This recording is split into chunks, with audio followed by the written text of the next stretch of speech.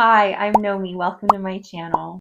I'm an indie author from Canada who's writing a series called Passions. It's a paranormal soap opera, which you've probably never heard of before, at least in terms of books. And the reason that I'm even doing this video at all is to kind of explain the history of where the Passion series came from, why the Passion series is even here today. I have to admit this YouTube channel is kind of an experiment. I really wasn't planning on starting a YouTube channel. I didn't know what to post on a YouTube channel, but I realized I have several stories I want to tell that are way too long for Instagram Reels or TikTok.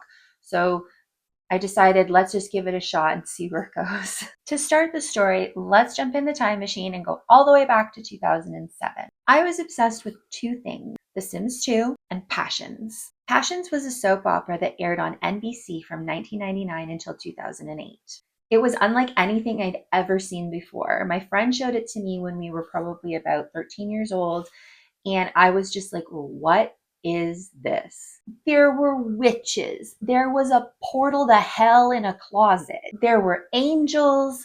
There were all kinds of things going on in that show that were over the top, crazy campy, totally ridiculous, super paranormal. This was not The Young and the Restless. This was very unique and different. And in my opinion, which I don't think I've ever really confirmed, I'm pretty sure Passions was almost a parody of soap operas because it was legit hysterical. It was so funny. But at the same time, I genuinely cared about the couplings, and I would get like heated when my favorite couple broke up again. And I was like, why are you doing this?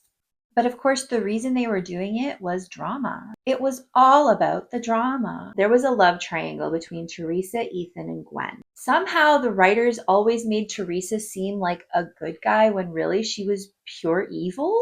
Gwen and Ethan had been together since either high school or college. I don't know. They were like sweethearts from youth. And Teresa just was in love with Ethan and wanted to steal him away. And that was basically the storyline from 1999 to 2008. Would Teresa steal Ethan away? The storylines between these three were insane. And if you guys want me to just recap my favorite Passion storylines sometime, let me know in the comments. I'd be more than happy to do that. Anyway, eventually they introduced this character named Jared Casey. Jared was meant to be a love interest for Teresa to make Ethan jealous. So Teresa and Jared started their love affair and they were like perfect for each other. And I was like, good, great. Now Ethan can be with Gwen and Teresa can be with Jared and all is right in the world. The writers felt differently because it was a freaking soap opera. So of course it couldn't just be easy like that. There was always something happening to Jared. Jared always had the short end of the stick, and the poor man just wanted to love Teresa. I was like devastated for him. It got to the point that they shot Jared. He got shot in cold blood. And I was like, I've had enough. I have had enough. This poor man has suffered enough. So because I was young and obsessed with The Sims 2, I made myself and Jared in The Sims. I made us married. And the whole point of putting him in the game was to save him from soap operas. That did not last. At the time, LiveJournal was a big deal. If you don't know what that is, just don't worry about it. It was the name kind of is self-explanatory. But I would post pictures of my Sims for my friends just to show them what I was doing in the game.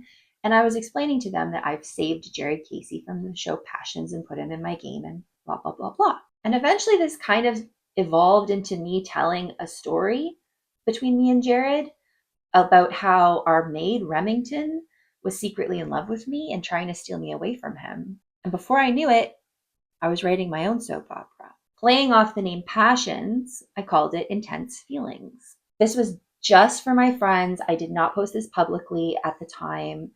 And I had a lot of fun with it, and my friends were having a lot of fun with it. So I finished season 1 of Intense Feelings and moved on to season 2. In season 2, I used the soap opera trope of the kids aging up really fast, which is also kind of a Sims trope because in The Sims, there's age jumps. You don't watch them progressively grow from birth to death. It's like you're a baby, you're a toddler, blah, blah, blah, blah. You know, if you know the Sims, you know what I'm talking about. So it made complete sense for me to jump from the story of Jared and me and all the other characters I had invented at the time to the next generation. And I started putting an insane amount of work into posing my pictures and modding the game so that I could get the poses that I wanted, to creatively storytell. Again, this was all just for my friends. It was like a hobby of mine. It was just something I did for fun. My friends were telling me that the story was actually really good in season 2 and that I should consider posting it publicly for other people to enjoy because they loved it so much. But I was still like, I don't know. Then the unthinkable happened. My game got corrupted. When I tell you I cried real tears, there was nothing that could be done. The files were completely ruined. I hadn't backed up my game in a long time, and it was just all gone. It was just completely gone. I was devastated. So some time passed, and I grieved and I mourned and I rebuilt my game. And then I decided to start season 3, just a whole new season, not tied to season 1 or 2 at all, brand new characters, totally new things. But the vibe was totally off and it didn't work, and I gave up on it. I abandoned it. Then again, I tried with season 4. Same thing. Didn't work, wasn't happening. I posted a little bit and I was like, you know what? Forget it. I guess it's over. The joke's done.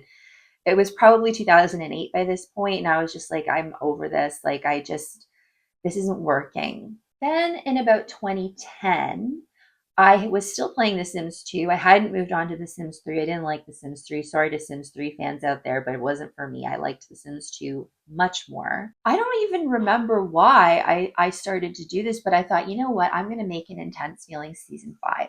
At that point, I was really into modding the game pretty heavily, and I'd gotten pretty good at it. And I was thinking, maybe I can actually do this more professionally with like really high quality pictures and posing and sets and a whole cast, and let's just play around and see what happens. 2010 was a different time on the internet. Sim stories were actually a big deal at the time. There were a few that were massive. They'd always get hundreds of comments, and I saw them and I thought, well, I can do that. So I posted all my old Intense Feelings on a live journal, and then I started posting Intense Feelings season 5. The original planning notes for Intense Feelings season 5 are right here. I posted this page on my Instagram stories last night, but I'm going to just like walk you guys through it. So it starts with the pairings ordinance. So the order of how people were paired up throughout the course of the story. Before we begin, I need to explain some things. Intense Feelings season 5 and Intense Feelings the novel are like cousins, not even sisters. They're cousins. They follow the same basic plot, but a lot of the details got changed. I eliminated characters, I combined characters, I changed characters' names, I borrowed characters from older seasons of Intense Feelings and brought them forward into the books. So the first thing we have to talk about is Noah, Blake, and Tyler. For people who've read Intense Feelings, the novel, you're probably thinking, who are Tyler and Blake and what do they have to do with Noah? They are Noah. I was advertising Intense Feelings season 5 as having an evil twin. And Blake and Tyler were my red herring. I wanted you to think that one of them was going to become evil. Incidentally, one of them did kind of become evil, but that doesn't really matter. It was to hide the fact that Callista was really two people, herself and her evil twin sister Chloe, and that Chloe had been masquerading as Callista. The only hint I'd given the reader that they were two different people at that time was they had different eye colors. So you'd have to be an eagle-eyed viewer to notice, why does Callista have this color eyes in this scene and this color eyes in this scene? Otherwise, they were completely identical and the same. Blake was Nina's boyfriend. Tyler was secretly in love with Nina, but Blake had gotten to her first. So the three of them were kind of in a love triangle a little bit together. Blake was depressed. He had a drinking problem. He didn't really feel like he wanted to be with Nina anymore. They'd been together since they were teenagers, and he just felt like his life was just the same thing over and over again. There was nothing new, and he was just going to do the same thing until he died. So eventually Nina and Blake broke up. Blake then met December. But Nomi, isn't December from Hopeless Devotion? Yes, she is. I actually mean Charlotte. I had taken the name December because I never thought I was going to novelize Intense Feelings, and I liked the name so much that I gave it to a new character, December Devereaux. But then I did novelize Intense Feelings, so I needed a new name, and I picked Charlotte. So for the sake of confusion, December henceforth will always be referred to as Charlotte, even though she was December originally. So Blake was supposed to be a love interest for Charlotte eventually. Like they were supposed to be endgame. Sorry, I was just checking my notes. Apparently, also, which I don't remember at all, Callista's original name was Cassie. With that knowledge, let's explore the pairings ordinance that I had designed back in 2010 before I'd written anything. We start with Nina and Blake, high school sweethearts gone wrong. Then we jump to Harlow. If you remember Harlow, she's from Intense Feelings, the novel. She's Nina's best friend. She's of the Yoon fortune, and she is really just there to be Nina's best friend in the novel. In the Sims version, she was like a main character. And her first pairing was with Devlin. Did I just blow your mind? I'm going to blow your mind again. That made it to the Sims version. Harlow and Devlin were canon in the Sims version.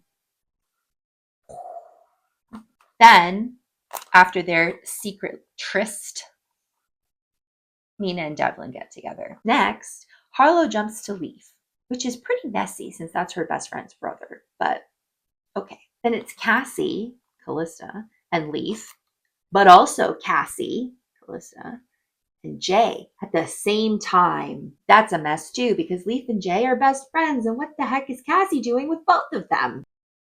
Guys, this is just insane what happens next.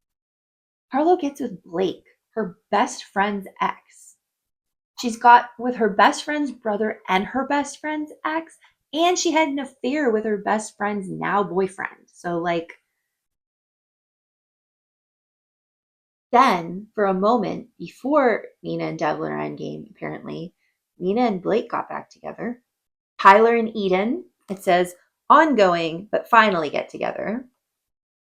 Endgame, Jay and Harlow. Endgame, Nina and Devlin. Endgame, December and Blake. And endgame, Cassie, Callista, and Leaf. I don't even know how I was gonna, like, how long was this story gonna be that all that was gonna happen? Anyway, there's more in here, but it's so old and outdated. There's really no point in rehashing it. I just thought it was funny to look at where it all started with the pairings ordinance and Cassie, and Tyler, and Blake. And then I have all of these, which are the original notes for my manuscript for the Sims version of Intense Feelings. The story started actually before Charlotte's birthday party, before Leaf got shot. We meet the characters and we learn who everybody is. There's Nina and Leaf Callahan, who are brother and sister, and they're kind of our like heroes. And there's Devlin and Charlotte Ainsworth, who are the villains. It's the same thing. You learn about how they have the feud and the backstory and the history there. Nina is dating Blake and everyone else is single. Tyler is secretly in love with Nina. Harlow is secretly in love with Jay but can't admit it. It turns into like she hates his guts and she thinks he's a womanizing pig. And Leaf is just happy to be there. What happens is Nina and Blake break up because of his drinking and his feeling trapped in life, and he just wants to do something different. So they end up breaking up. This happens right before Christmas, and so Tyler sees this as his opportunity to kind of wait it out and then make his move, which of course, as we know, is when he tries to drive up to the cabin, which Noah does in the book, to rescue her, but he doesn't make it. Devlin does. There's also a character named Erin who was a witch and friends with Callista and who was helping Callista to defeat Chloe. So what I ended up doing was I combined Tyler and Blake into Noah. I eliminated the storyline about Nina and Blake, and I just had it be from essentially Tyler's perspective that Noah was secretly in love with Nina and didn't have the balls to admit it to her. Harlow and Jay were meant to be enemies to lovers, and the whole thing was that in the past, Harlow had been attracted to him and thought they had something special, but he was always dating other girls. And so she just figured there was no hope for them and then started hating him for being a womanizer when she wanted him for herself. He never knew what he did wrong, and he'd always liked her too, but because she suddenly started hating him overnight, there was just like no chance for him to make a move. At the end of the story, they were endgame, they would get together, it would be wonderful, and everything would be happy. So when I was adapting the story for the novel, I realized that Harlow and Jay's storyline really had very little to do with the main plot, and the bits and pieces that did pertain to the main plot, I could still have in the story with them being a couple already. So I sadly downgraded Harlow and Jay from main characters to secondary characters and just supporting characters who were the friends of Nina and Leaf, and also who, added to the stakes, like when Harlow gets kidnapped and so on and so forth. The last major change that I made was that Charlotte in the original was just Charlotte. She was not a witch. She did not have any powers. She was not magical at all. She was just Devlin's little sister, and she was just involved in everything because Devlin was involved in everything. But I had another character named Erin who was a witch, and she was helping Callista overthrow Chloe. What I ended up doing was I combined Erin into Charlotte and just made Charlotte the witch. And then that worked out nicely because in the original, it was Charlotte and Blake and Tyler and Erin who were endgame. So because I'd taken the two females and the two males of the same couples and merged them, they could still just be a couple, and it would be Noah and Charlotte. And those are pretty much like the major changes I made to the characters in the story. Everything else is pretty much the same character wise, but there are some major changes to the plot only because, like I say, Harlow and Jay were main characters. There was a lot more going on there. Like in the chapter, The Body, of the novel, the body, who, I'm trying to avoid saying too much in case you're a new viewer for some reason watching all of this. But in that chapter, the body was actually one of Jay's ex-girlfriends. So there was a lot more context. There was a lot more undercurrents of story happening that I took out. One of my favorite things about these notebooks is how unserious I was about the whole process. I didn't really have episode titles or chapter titles, but the link you would click to get in to read the story, I would customize, and I would make them funny. Like they were supposed to make you laugh. And like, for example, who's gonna die? Get your gala on. Episode 17, Leaf's a hothead. What else is new?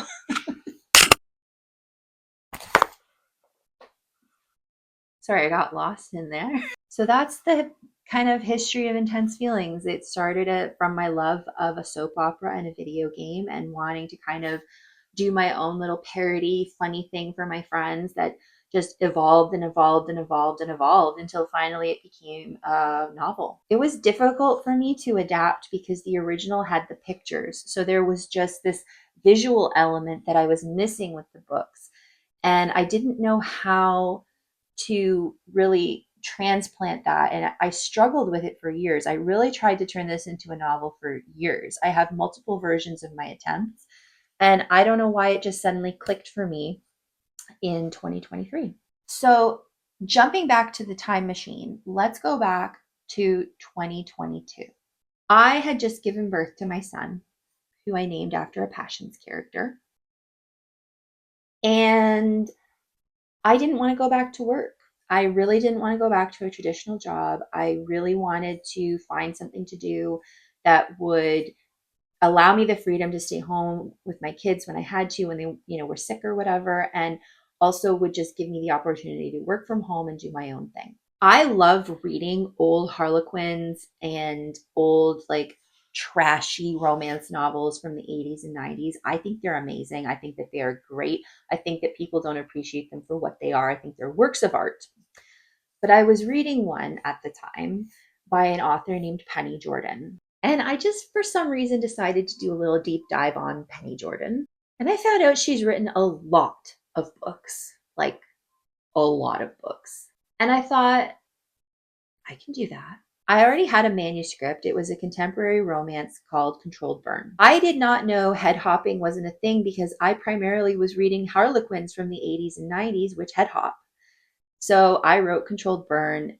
I'm still pretty proud of it, but I have unpublished it because the whole book is just head hopping. And I know that that's like a huge no-no right now, or maybe forevermore. I don't know, but people don't like it and they find it difficult to follow. So I unpublished it. I don't want it really associated with my current books. So I plucked up the courage and I managed to publish Controlled Burn with very middling success. I did okay, but I really didn't make a lot of sales. I didn't have a lot of followers, and I didn't know what was next. I started writing a story, which the working title was The Devereaux Sisters. Now, at this point, I didn't think I was ever going to novelize intense feelings. I really thought I couldn't do it. I tried and it wasn't working. I couldn't do it. So I did what I often do and I stole. I stole names, I stole locations, I stole ideas from intense feelings and put them into the Devereaux sisters. As aforementioned, I really loved the name December, so I gave that to the eldest sister, December Devereaux. And then I named the others Silver and Holly, and I just started writing this paranormal soap opera. I had no plan, no outline, completely pantsing it, and it was a train wreck. It was a mess. It was not good. Just to be real, it was not good. But I really loved the characters and I loved the idea. So I thought, you know what? I'm going to shelve this one for now and work on something else. Now, since I'd stolen so much from Intense Feelings was on my mind. In the original Intense Feelings, the towns' names were not Tourmaline and Evergreen. And to be honest, I don't remember what they were. It's just gone from my brain. I don't. Regardless, I had named them Tourmaline and Evergreen in the Devereaux sisters, and I knew that that was kind of the same world I wanted to play with because it was the same setup, and it would be easy for me to just insert intense feelings into that established universe. But that meant that I had to connect intense feelings to the Devereaux sisters somehow. To make matters more complicated, I had planned for Intense Feelings season 6 to happen the same way season 2 had happened, with an age up of all the children and telling their stories now instead of just the first generation. Again, that's a soap opera trope that the kids are a baby one day, then they're like 8 years old, then they're like 15, then they're just an adult, and it happens over the course of like a summer. Like they just grow up super fast. So I had Intense Feelings, the Intense Feelings season 6, and the Devereaux sisters, and I knew I wanted them all to be combined and connected. I just wasn't sure how that was all going to work out. I ended up writing Intense Feelings in 2023 and fell in love with the story again. It was so much better as a novel. Not only had my writing skill improved, but it was just tighter. It was more concise. Like I trimmed a lot of fat, believe it or not, even though it's still a million pages long. I trimmed a lot of fat. I really streamlined it. I made it as tight as I could. And even still, like I said recently in a TikTok or reel, I said I've gone back and kind of retconned it a little bit because I realized I was still head hopping. So I feel like right now Intense Feelings is the best it's ever going to be. It is peak Intense Feelings, like top of the line. Then came Immortal Passions, which was season 6. All I remembered, now maybe it's in one of these notebooks somewhere and I just haven't found it yet, but all I remembered about my planning for season 6 was this. I remembered that Tyler and Aaron, who Aaron was the witch, Tyler is now Noah, just to recap. Tyler and Aaron had a son named Michael, who was a witch and didn't know it. I knew that Jay and Harlow had a daughter named Cricket. I knew that Nina and Devlin had 4 children: Christian, Eve, Nicholas, and Ava.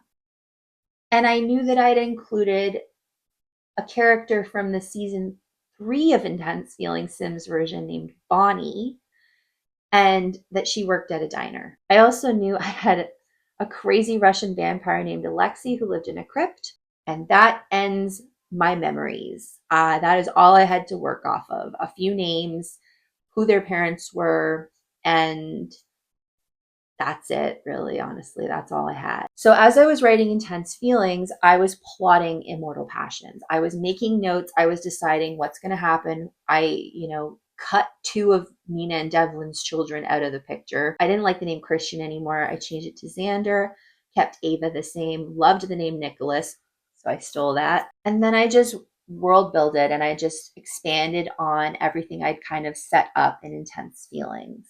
Then it was time to circle back to the Devereaux sisters, and they finally got its own title, Hopeless Devotion, which I remember the day I thought of that title. I was sitting on my couch and I was just, I don't know, the song just came in my head, The Hopelessly Devoted to You from Greece. And I was like, Hopeless Devotion. It's the perfect title that matched my series. And I knew that it was going to be on the same timeline as Immortal Passions. So I'd been planning it all along as well.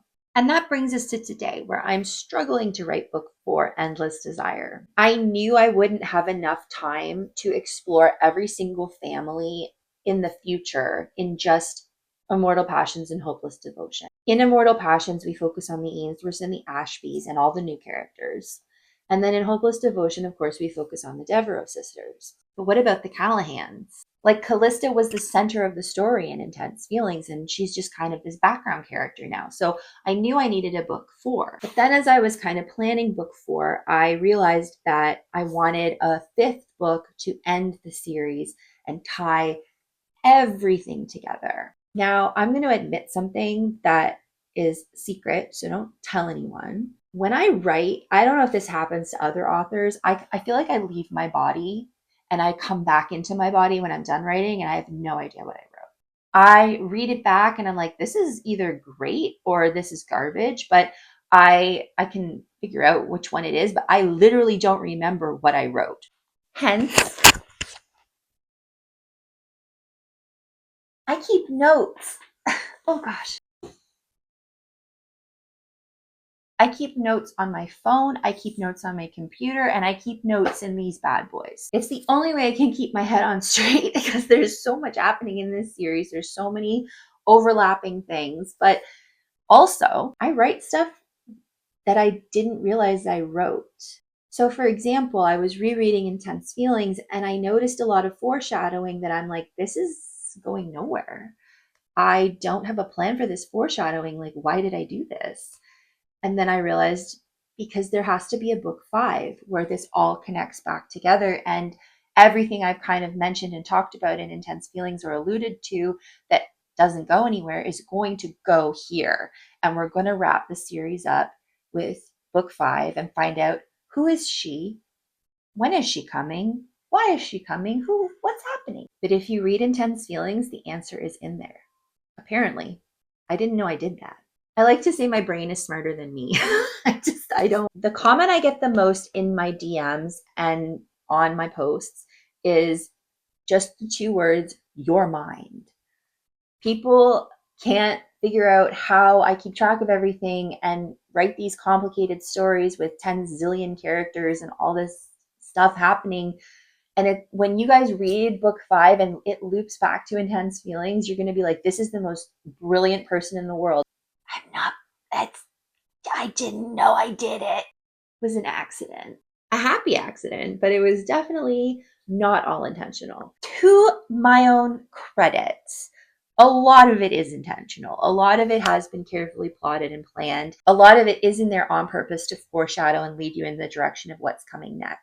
One of the biggest comments I had in book 3 was, why are we talking about fairies and introducing these characters and then we never see them again?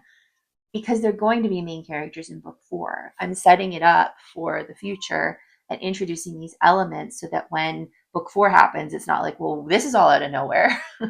So that's the video, I guess. It's just really kind of a recap of the history, like where it came from, how it all started, what's changed, how it's evolved, and where it's going. Thank you so much for watching. And if you have anything you'd like me to make a video about, just leave it in a comment below. I do have a few more ideas of what I want to do for videos. I don't have a posting schedule right now. This is all just kind of an experiment, like I said.